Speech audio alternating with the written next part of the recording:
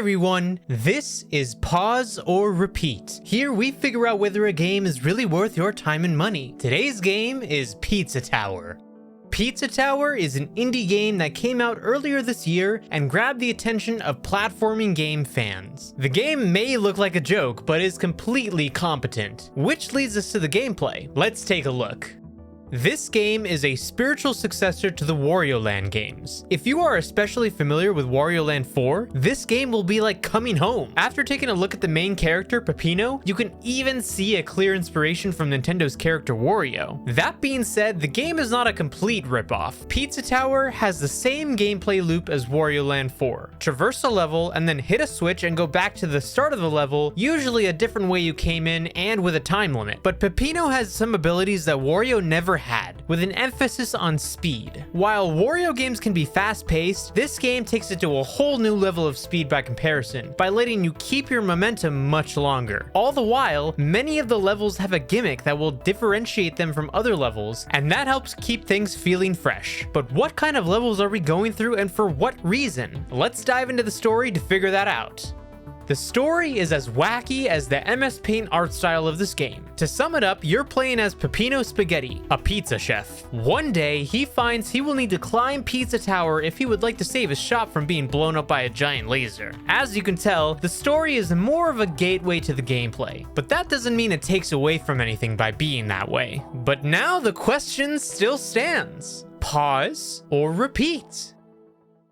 This game is indie gaming at its best, I'll say, because I mean, what AAA studio would ever do a game like this? The Not a art whole lot. style, the wackiness, the unhinged nature of the character. I don't think a AAA studio would want to ever do something like this.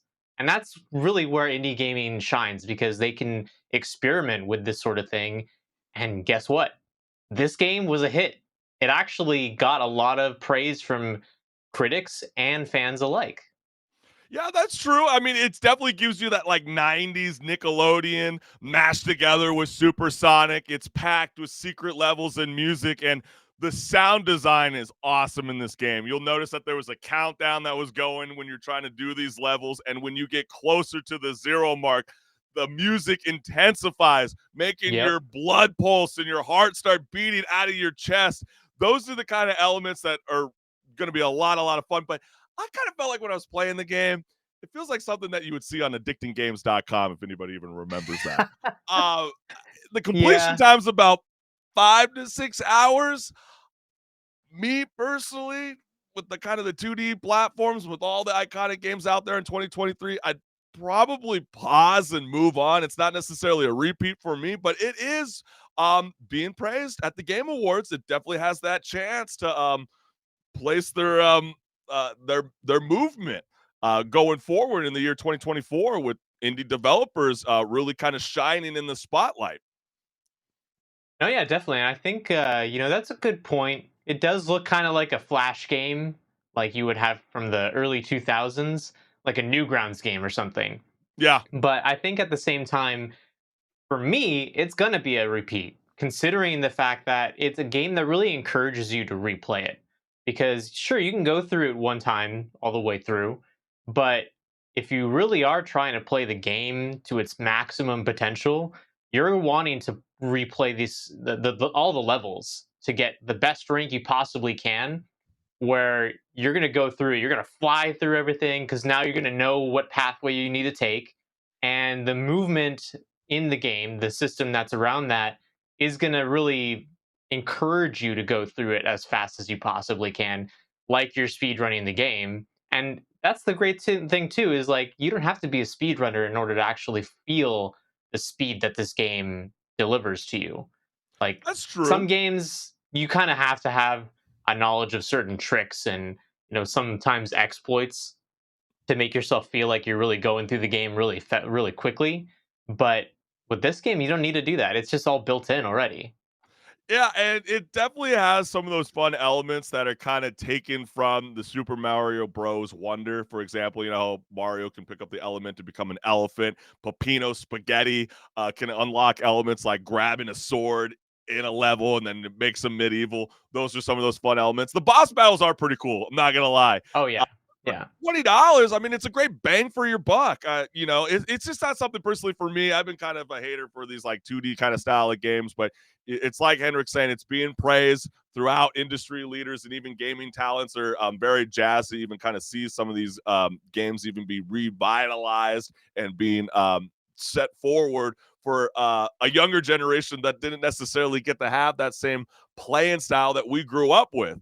And it's being gravitated of all ages. It's just not personally for me, and it's not a skill issue. It's just is what it is. Okay.